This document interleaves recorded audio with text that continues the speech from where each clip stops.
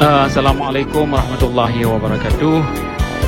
Lun kena beritahu rakan-rakan dan saudara-saudara lun yang seperjuangan yang bahawa menyediakan videonya nak ke acara rapat umum UNPO yang dipegat di Washington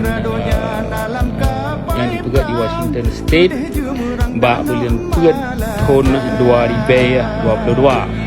UNPO tapi nak dipegat rapat tiap-tiap tahun mode 2020 dipegat di Spanyol di Catalonia.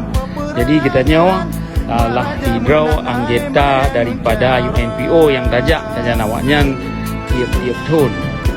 UNPO nak ke tabuh badan yang gemensapat urang-urang atau bangsa-bangsa yang perlu merdeka dari bangsa lain.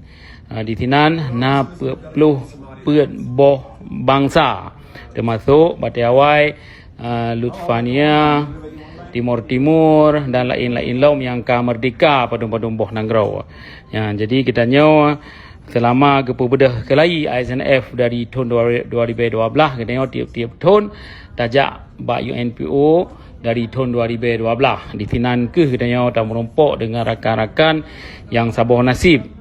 Dengan katanya wajib ke anggota UNPO, maka katanya di tinan tabahai perkara merdeka, kiban dacok merdeka, kiban tak pegat hubungan diplomasi, kiban untuk tak temeng pegahaba, tak pegat hubungan dengan Parlimen Eropah, dengan PBB dan lain-lain laum. Ya, jadi punya perlen itu lebih lanjut tentang UNPO, jit ne tanyang Baklun. Terima kasih berikhat.